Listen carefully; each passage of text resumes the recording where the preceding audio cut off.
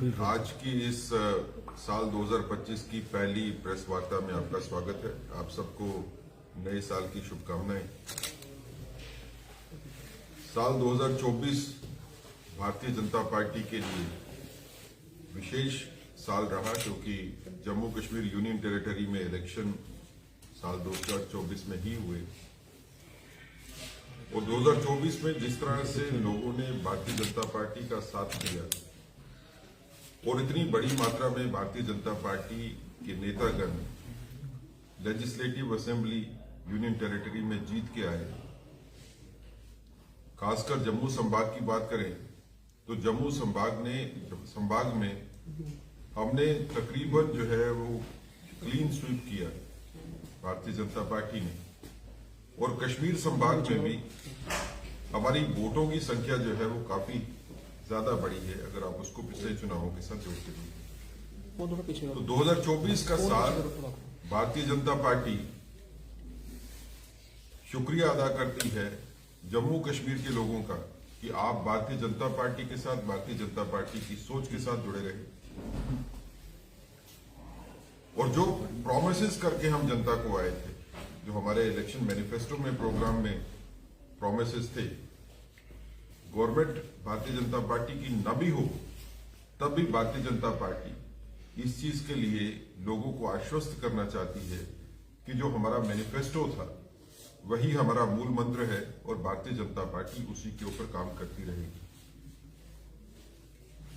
इसी कालखंड में जो government Jammu Kashmir union territory में बनी नेशनल कॉन्फ्रेंस की, उसके बारे में हम कहना चाहते हैं कि उमर अब्दुल्ला साहब की गवर्नमेंट एक विजनलेस गवर्नमेंट है, जिसके पास विजन नहीं है सरकार चलाने का। जो मैनिफेस्टो में प्रॉमिसेस नेशनल कॉन्फ्रेंस ने किए थे, उन किसी भी प्रॉमिस को पूरा करने के लिए नेशनल कॉन्फ्रेंस ने कोई कदम आगे नहीं बढ़ाया है। 2 महीने से ज्यादा नेशनल कॉन्फ्रेंस की गवर्नमेंट को बने हुए हो गए। कोई लोगों की समस्याओं का हल की तरफ बात करने की भी नेशनल कॉन्फ्रेंस जरूरत नहीं समझती, चाहे वो बिजली का मुद्दा हो, पानी का मुद्दा हो, नौकरियों का मुद्दा हो, टूरिज्म का मुद्दा हो। जो प्रोजेक्ट्स जम्मू कश्मीर में काम करने वाले उसकी बात हो, कहीं पे भी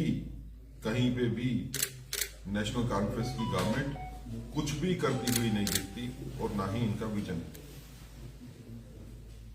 हम ये भी कहना चाहते हैं कि आने वाले वक्त में नेशनल कॉन्फ्रेंस अंदर से ही टूटेगी। नेशनल कॉन्फ्रेंस के अंदर में लीडरशिप के लिए क्राइसिस है। कोई नेशनल कॉन्फ्रेंस का बड़ा नेता इस वक्त नेशनल कॉन्फ्रेंस के चीफ मिनिस्टर साहब के साथ खड़ा नहीं दिखता है, और नेशनल कॉन्फ्रेंस ने जिस तरह के प्रॉमिसेस लोगों के साथ किए उनको फुलफिल करने के लिए इनके पास कोई रोड मैप नहीं है, कोई ब्लूप्रिंट नहीं है। फाइनेंशियल प्रावधान किए बगैर प्रॉमिसेस जो किए जाते हैं उनका क्या हाल होता है वो हमने दिल्ली में भी देखा और पंजाब में भी देखा। नेशनल कॉन्फ्रेंस और कांग्रेस के बीच में जिस तरह से लड़ाई चल रही है वो भी आपको जाहिर है। तो इसलिए आने वाला वक्त ये साबित करेगा जो हम कह रहे हैं कि नेशनल कॉन्फ्रेंस एक डायरेक्शनलेस गवर्नमेंट को चला रही है, जो कोई डेफिनेट डायरेक्शन के ऊपर गवर्नमेंट को नहीं लेके जा रहे। जम्मू में कुछ मुद्दे जो हैं वो उठाए गए, वो सियासी ताकतों ने उसको हवा देने की कोशिश की, जैसे रोपवे का मुद्दा हो। रोपवे का मुद्दा भारतीय जनता पार्टी का सबसे पहले आप लोगों के माध्यम से हमने बात की और ये रखा कि हल तो बातचीत से ही होगा। जो संघर्ष कमेटी बनी है उसको गवर्नमेंट से बात करनी चाहिए, उनको श्राइन बोर्ड से बात करनी चाहिए और मिलजुल के बैठेंगे तो हल निकलेगा ही। और वही हुआ, जब मिलजुल के बैठे तो मुद्दे का हल जो है वो निकल गया, जिसके लिए भारतीय जनता पार्टी अपने मेंबर पार्लियामेंट जुगल किशोर जी को, लेफ्टिनेंट गवर्नर साहब को, श्राइन बोर्ड को और संघर्ष कमेटी को भी साधुवाद देती है कि आप लोगों ने इस मसले का निपटारा अच्छी तरह से कर दिया और आगे से भी अगर कोई इस तरह का मुद्दा होगा तो आपसी बातचीत में ही खत्म होगा। लेकिन कांग्रेस हो या नेशनल कॉन्फ्रेंस हो, उन्होंने इस मुद्दे पे भी राजनीति करने की कोशिश की। हमने ये भी देखा कि डिप्टी चीफ मिनिस्टर साहब जब कटरा में जाते हैं तो किस तरह की सियासी बयानबाजी करते हैं, मुद्दों की सोल्यूशन की बात नहीं करते। भारतीय जनता पार्टी ही सिर्फ एक ऐसी पार्टी है जो लोगों के साथ खड़ी है और आगे भी लोगों के साथ खड़ी रहेगी। 2025 के बारे में हमारा ये मानना है कि भारतीय जनता पार्टी लोगों के सामने एक नई सोच, एक नई विचारधारा जिसको लेके हम चले हैं, उसको लोगों के दिलों में बिठाएंगे और लोगों को ये बताएंगे कि भारतीय जनता पार्टी के साथ चलने में ही सबकी बेहतरी है, सबका विकास है। 2025 में होने वाले इलेक्शंस, चाहे वो लोकल बॉडीज के इलेक्शन होंगे या म्युनिसिपैलिटीज के इलेक्शन होंगे, पंचायत के इलेक्शन होंगे, भारतीय जनता पार्टी उन सब में बढ़ चढ़ कर हिस्सा लेगी।